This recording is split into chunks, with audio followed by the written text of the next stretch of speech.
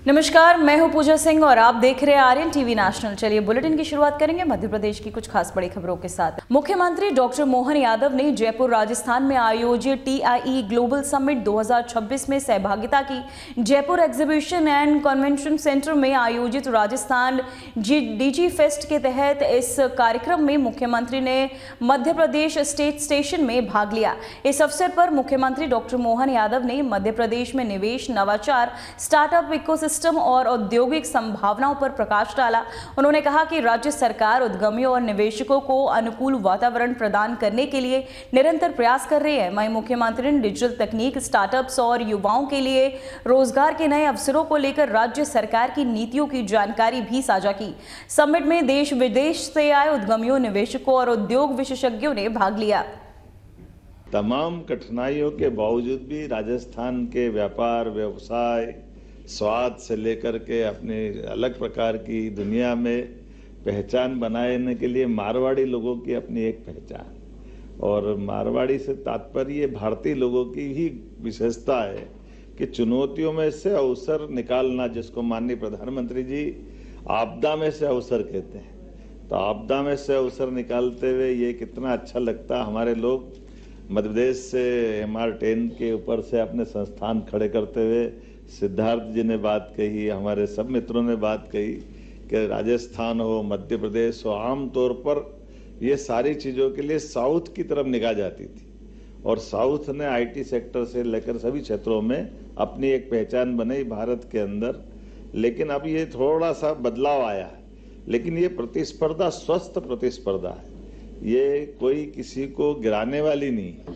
और ये तो सही बात है कि हम अपने देश की तरफ से देखते हैं तो आज के दौर में माननीय प्रधानमंत्री जी के नेतृत्व में इससे अच्छा कोई समय किसने देखा। हमारे स्वर्णिम काल के अतीत की काल बात बताते हैं, विक्रमादित्य का काल था, महाभारत का युग था, बहुत गौरवशाली स्वर्णिम युग था। लेकिन ये अतीत की बातें आज यथार्थ में भी दिखाई दे रही है। आज क्या खराब है, आज भी माननीय मोदी जी के नेतृत्व में सब क्षेत्रों में हमारे लिए आज का जो प्लेटफॉर्म है, सभी राज्यों के लिए समान रूप से आगे बढ़ने के लिए, इससे अच्छा कौन सा मौका मिलेगा। और हम विश्व के परिदृश्य पे देखें तो विश्व के हर देश के अंदर वर्तमान के दौर में ग्रोथ रेट क्या कह रही है, वहाँ की भविष्य की, आज की, कल की उमड़ती घुमड़ती घटाएं उनके अपने संकट लाती दिखाई दे रही है। कल की आहट सुनाई दे रही कि ये क्या होगा। और हम अपने इस चुनौतियों के बीच, ये पीढ़ी भी और इससे ज़्यादा पुरानी नहीं है, 10-11 साल की शासनकाल के दरमियान कहाँ से कहाँ देश आगे आए, चौथे नंबर से तीसरे तरफ की हम यात्रा पे पहुँच ही रहे हैं। और ये ज़्यादा देर नहीं लगने वाली है, अब 1, 2, 3 तो हो ही रहा है। तो अब हमको मालूम है कि जिनने अपने वजन से रसिया को टूटते देखा है, अपने ही व्यवस्थाओं के बलबूते पर, हमारी आंखों के सामने 40 साल पहले वर्ल्ड बैंक के माध्यम से इकोनॉमी के ऊपर लोगों ने कब्जा करते हुए भी अपना एक नया साम्राज्य खड़ा किया है। लोकतंत्र की दुहाई देने वाले लोगों का चरित्र भी दिखाई दे रहा है कि लोकतंत्र क्या होता है, कैसे होता है। और हमारी चुनौती तो अब वहाँ है जहाँ लोकतंत्र दुनिया का सबसे बड़ा पवित्रता का दीपक जला करके आनंद ले रहा है। इसलिए जियो और जीने दो की भावना लेके भी चल रहा है, लेकिन इस बात का भी आनंद है कि हम अपने इस नए प्रकार के व्यवसाय के माध्यम से कई लोगों की जिंदगी में बदलाव ला रहे हैं। ये आप सबको मैं इसकी बधाई देना चाहता हूं।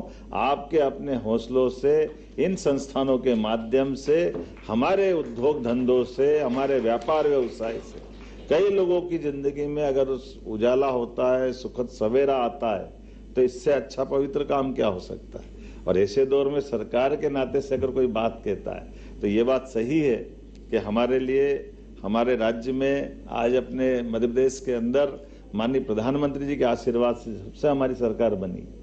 सभी क्षेत्रों में 18 प्रकार की पॉलिसी तो हम लेके आई, फिर अपनी आधुनिक तकनीक के माध्यम से आज का दौर तो और अच्छा है। वैसे तो मध्य प्रदेश को बहुत सारे अच्छे स्वनाम धन्य बड़े बड़े अलंकरण मिले हुए हैं। टाइगर स्टेट, अगर फॉरेस्ट के टूरिज्म की दृष्टि से देखें तो सबसे ज़्यादा पुरस्कार अगर किसी को मिल रहे हैं और सबसे तेज गति से हमारा व्यापार वैसे हो रहा है, तो टूरिज्म सेक्टर, टूरिज्म के भी अलग अलग प्रकार से आ रहा है। हमारा रिजर्व फॉरेस्ट में हमने 2 साल में 2 नए टाइगर रिजर्व फॉरेस्ट बनाए हैं। चीता तो सबसे ज्यादा फलता फूलता दुनिया में नया चमत्कार मध्य प्रदेश की धरती से दिखाई दे रहा। हमारा चीता उछलता कूदता कब राजस्थान आ जाता पता ही नहीं चलता है। हमको वापस पकड़ पकड़ के ले जाना पड़ता है।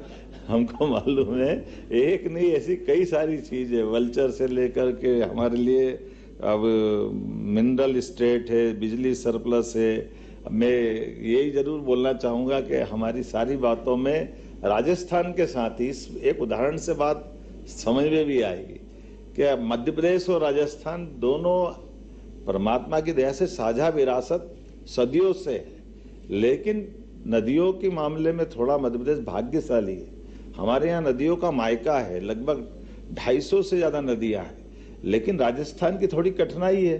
अब ये परमात्मा की लीला है, कोई बात नहीं, लेकिन बहता पानी बहते बहते कहाँ छिपरा का पानी चंबल में, चंबल का पानी यमुना में, यमुना का गंगा सागर में जा रहा, पार्वती काली सिंध इनके सबके समाहित होते हुए यमुना से वो गंगा सागर में जा रहा और जाते हुए पानी को कोई नहीं रोक पा रहा। लेकिन 25 साल से पानी का झगड़ा राजस्थान से चल रहा है। इनको 5% पानी क्यों दे, नहीं देना चाहिए, देना चाहिए, नहीं देना चाहिए। अब मैं आया सरकार में, हमने माननीय भजन लाल जी के साथ बात की। उन्होंने कहा मोहन जी अगर ये मदद हो जाए तो हमारे 13-14 जिले में, मध्य प्रदेश को तो फर्क नहीं पड़ेगा, लेकिन हमारे तो बहुत सारे जिलों में पीने के पानी से लेकर उद्योग धंधे भविष्य की संभावनाओं के लिए अच्छा हो जाएगा। हमने कहा बिल्कुल कर देंगे, 5% क्या 7% भी देना हो तो दे देंगे। राजस्थान पाकिस्तान थोड़ी है, हमारा ही तो है। हमारे लिए अगर अपने राज्यों के अंदर ये स्वस्थ प्रतिस्पर्धा में सामंजस्य भी चाहिए, सौहार्दता भी चाहिए, परस्पर बंधुभाव भी चाहिए। इसलिए हमने आकर के बैठे।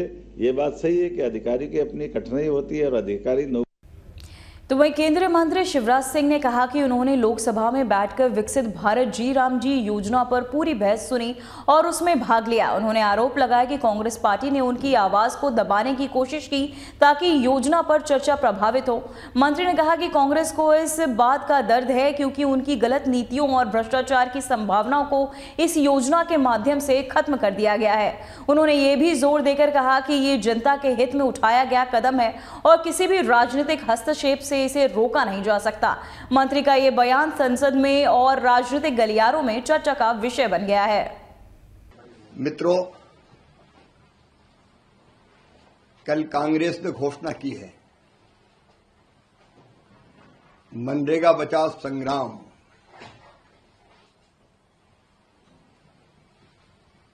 ये मनरेगा बचाओ संग्राम नहीं है, ये भ्रष्टाचार बचाओ संग्राम है। कांग्रेस को ग्राम से परेशानी, कांग्रेस को काम से परेशानी, कांग्रेस को राम से परेशानी। भ्रष्टाचार कांग्रेस के डीएनए में है, कांग्रेस की जड़ों में है। और मनरेगा भी भ्रष्टाचार का पर्याय बन गई थी। मजदूरों के बजाय मशीनों से काम, मजदूरों के नाम पर ठेकेदारों से काम, मजदूरों के नाम पे कुछ लोगों की जेब भरी रहे। सोशल ऑडिट जो ग्राम सभा ने किए, ग्राम सभाओं ने किए, उनमें 10,91,000 से ज्यादा शिकायतें ग्राम सभा में की गई। काम के नाम पे एक ही काम को बार बार कर देना, एक ही सड़क 1 साल बन रही, 2 साल बन रही, 3 साल बन रही। नहरों की सफाई के नाम पर, सड़कों के किनारे सफाई के नाम पर पैसा खा जाना, डकार जाना। 80 साल से ज्यादा उम्र के मजदूर काम कर रहे हैं। 60 साल से ज्यादा उम्र के काम करने वाले 30% से ज्यादा मजदूर दिखाए जा रहे हैं। और इतनी विशाल धनराशि अकेले माननीय प्रधानमंत्री नरेंद्र मोदी जी के कार्यकाल में 8,48,000 करोड़ रुपए से ज्यादा राशि दी गई। लगभग 2 लाख करोड़ यूपीए की सरकार के समय राशि आई। कैसे परमानेंट असेट क्रिएट हुए? क्या ये पैसा गांव के विकास में लगा? अब कांग्रेस तो झूठ की दुकान है, भ्रम की फैक्ट्री है, अफवाहों का बाजार है। अब ये बात की जा रही कि मजदूरों को काम नहीं मिलेगा। मजदूरों के हितों को बहुत बेहतर ढंग से विकसित भारत जी राम जी योजना में संरक्षित किया गया है। 100 दिन के बजाय 125 दिन रोजगार की गारंटी। पहले मजदूर के नाम पर कोई और काम करता था, अब मजदूर काम करेंगे। 100 दिन के बजाय 125 दिन कानूनी गारंटी। बेरोजगारी भत्ते के प्रावधान को मजबूत कर दिया। मांगने पर काम नहीं तो बेरोजगारी भत्ता पुख्ता। और पहले 4-4 महीने मजदूरी भी नहीं मिलती थी तो अलग से कोई राशि नहीं दी जाती थी। अब विलंबित मजदूरी के भुगतान पर दंड का प्रावधान, अतिरिक्त पैसा देना पड़ेगा। कहां किसी मजदूर भाई बहन के साथ अन्याय हुआ है? मजदूरों को काम मिले ये प्राथमिकता। लेकिन इसके साथ साथ इस विशाल धनराशि से गांव में विकास के काम हो। विकसित भारत के लिए विकसित गांव, और इसके लिए धनराशि बढ़ाई गई। इसी साल जो प्रस्तावित है, जो नया वित्तीय वर्ष प्रारंभ होने वाला है, 1,51,282 करोड़ रुपया,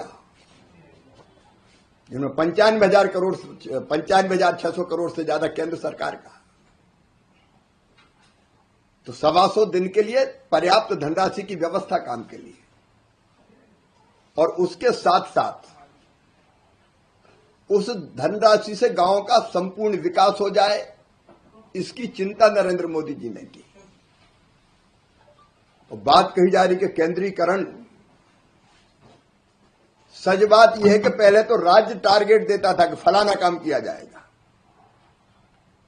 अब तय किया गया कि केवल ग्राम सभा और ग्राम पंचायत, मतलब सरपंच, चुने हुए जनप्रतिनिधि और गांव के भाई बहन तय करेंगे कि गांव में कौन सा काम होगा। ऊपर से तय नहीं होगा, नीचे गांव में तय होगा।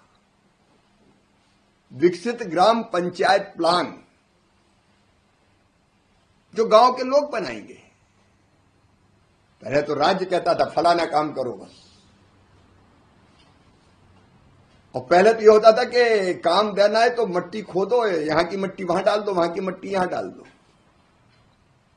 अब ठोस काम, जल संरक्षण के काम, गांव में स्कूल बनना है, सड़क बनना है, नाली बनना है, पुल पुलिया बनना है, आंगनबाड़ी भवन बनना है, अस्पताल बनना है, खेत तक सड़क बनना है, तालाब, खेत तालाब, चेक डैम, बोरी बंधन, आजीविका मूलक काम जिसमें स्व सहायता समूह की बहनें चाहे तो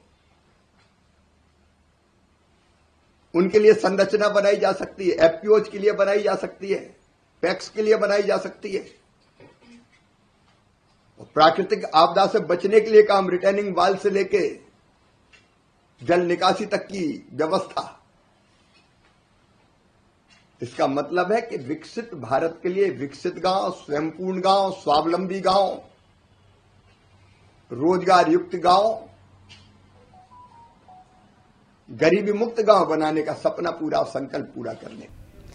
तो वहीं आरएसएस से जुड़े किसान संघ ने सरकार से गेहूं का न्यूनतम समर्थन मूल्य 2,700 रुपए प्रति क्विंटल करने की मांग की है। किसान संघ का कहना है कि बीज, खाद, डीजल और मजदूरी की लागत लगातार बढ़ रही है, जबकि मौजूदा समर्थन मूल्य किसानों की मेहनत और खर्च के मुकाबले कम है। संघ के पदाधिकारियों ने कहा कि यदि एमएसपी में वृद्धि नहीं की गई तो किसानों को आर्थिक नुकसान झेलना पड़ेगा। साथ ही उन्होंने सरकार से मांग की कि किसानों की वास्तविक लागत और लाभ को ध्यान में रखते हुए समर्थन मूल्य तय किया जाए ताकि खेती लाभकारी बन सके और किसानों की आय में सुधार हो। तो वहीं भोपाल में एक अनोखा और आकर्षक क्रिकेट मैच खेला गया, जिसमें खिलाड़ी अधिक ड्रेस में जगह धोती कुर्ता पहनकर मैदान में उतरे। पारंपरिक वेशभूषा में क्रिकेट खेलते खिलाड़ियों को देखकर दर्शकों में जबरदस्त उत्साह देखने को मिला और स्टेडियम तालियों की गूंज से गूंज उठा। वहीं आयोजन के दौरान खेल के रोमांच के साथ साथ भारतीय संस्कृति की झलक भी दिखाई दी। वहीं आयोजकों ने बताया कि इस विशेष मैच का उद्देश्य युवाओं को भारतीय परंपराओं से जोड़ना और ये संदेश देना था कि खेल और सांस्कृतिक साथ साथ आगे बढ़ सकते हैं। और वहीं दर्शकों ने इस पहल की सराहना करते हुए इसे यादगार आयोजन भी बताया।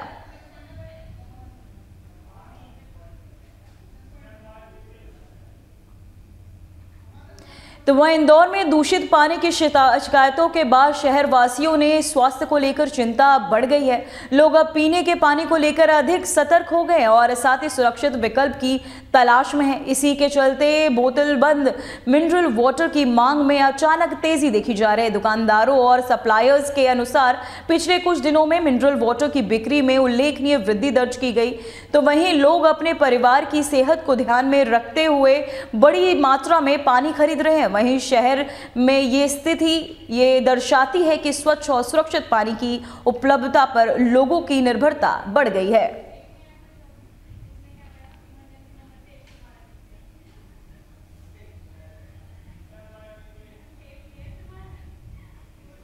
तो वहीं भागीरथपुरा क्षेत्र में दूषित पेयजल से जुड़ी हुई मौत को लेकर कांग्रेस ने राज्य सरकार के खिलाफ व्यापक आंदोलन छेड़ने का ऐलान किया है। कांग्रेस ने स्पष्ट किया कि नगरीय विकास मंत्री कैलाश विजयवर्गीय के इस्तीफे तक आंदोलन लगातार जारी रहेगा। इसके तहत प्रदेश में सभी कांग्रेस विधायकों को इंदौर से जुटाने वाले की तैयारी की जा रही है। वहीं गांधी भवन स्थित कांग्रेस कार्यालय में आयोजित बैठक में आंदोलन की रूपरेखा तय की गई। बैठक की अध्यक्षता प्रदेश कांग्रेस अध्यक्ष जीतू पटवारी ने की। इस बीच कांग्रेस ने इंदौर में 11 जनवरी को प्रस्तावित आंदोलन की तैयारियां तेज कर दी है। इस आंदोलन में प्रदेश भर के कांग्रेसी शामिल होंगे। इंदौर त्रासदी को कांग्रेस बड़ा मुद्दा बना रही है। ऐसे में लोकसभा में नेता प्रतिपक्ष राहुल गांधी भी इंदौर आने की चर्चा चल रही है। भागीरथपुरा में दूषित पानी से हजारों लोग बीमार हो गए, जबकि अब तक 17 लोगों की मौत हो चुकी है। इस मुद्दे पर प्रदेश की सियासत भी गर्मा चुकी है। विपक्षी दल तो राज्य सरकार को घेर ही रहे हैं। कई वरिष्ठ बीजेपी नेताओं ने भी मामले में अपनी ही सरकार पर निशाना साधा है। दूषित पेयजल से हुई मौतों के मामले में कांग्रेस मुखर है। इंदौर त्रासदी के लिए नगरीय प्रशासन मंत्री कैलाश विजयवर्गीय और मेयर पुष्पमित्र भार्गव को जिम्मेदार बताते हुए दोनों नेताओं ने इस्तीफे की मांग की। इसलिए कांग्रेस पिछले 4 दिनों से प्रदर्शन कर रही है। वहीं आपको बताते चले, विधायक रमेश मंडोला ने इंदौर निवास पर पुलिस सुरक्षा और सख्त निगरानी कड़ी कर दी है।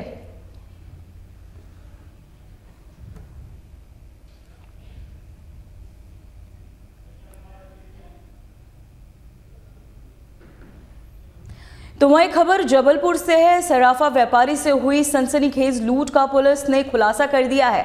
इस मामले में पुलिस ने यूपी और महाराष्ट्र से 2 आरोपियों को गिरफ्तार किया। गिरफ्तार आरोपियों के नाम दीपक त्रिपाठी और गोविंद पांडे बताए जा रहे। पूछताछ में दोनों आरोपियों से लूट की वारदात में शामिल होने की बात कबूल की है। हालांकि इस लूटकांड में शामिल 3 आरोपी अभी भी फरार है, जिनकी तलाश में पुलिस की टीमें लगातार दबिश दे रही है। पुलिस के मुताबिक लूट की पूरी साजिश पहले से रची गई थी और आरोपी रेकी के बाद वारदात को अंजाम देकर फरार हो गए थे। अब गिरफ्तार आरोपियों से पूछताछ के आधार पर फरार आरोपियों तक पहुंचने की कोशिश की जा रही है।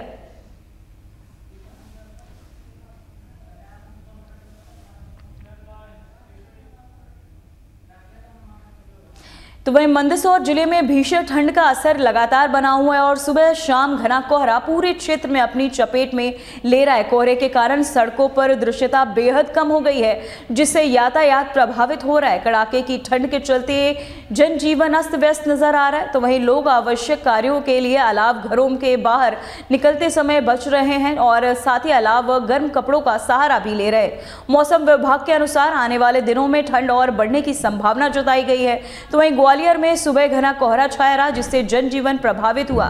कोहरे के कारण दृश्यता काफी कम हो गई और सड़कों पर वाहन चालकों को खासा सतर्क रहना पड़ा। वहीं सुबह के समय प्रमुख मार्गों पर वाहनों की रफ्तार धीमी देखी गई। वहीं मौसम विभाग के अनुसार तापमान में गिरावट के साथ कोहरे की स्थिति बनी हुई है। अगले कुछ घंटों तक कोहरा बने रहने की संभावना जताई गई। वहीं प्रशासन ने वाहन चालकों से सावधानी बरतने और आवश्यक होने पर ही यात्रा करने की अपील की है।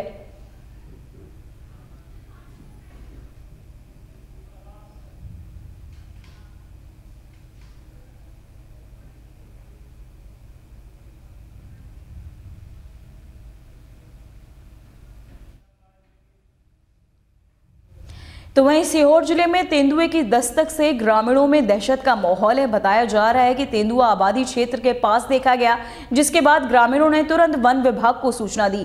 सूचना मिलते ही वन विभाग की टीम मौके पर पहुंची और साथ ही तेंदुए की तलाश के लिए सर्च ऑपरेशन तेज कर दिया गया है।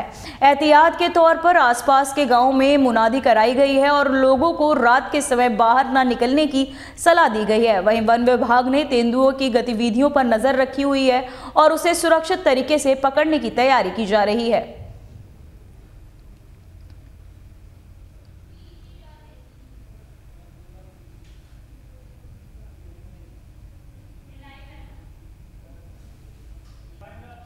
फिलहाल मध्य प्रदेश की खबरों में इतना ही। देखते रहिए RN टीवी नेशनल। मुझे दीजिए इजाजत। नमस्कार।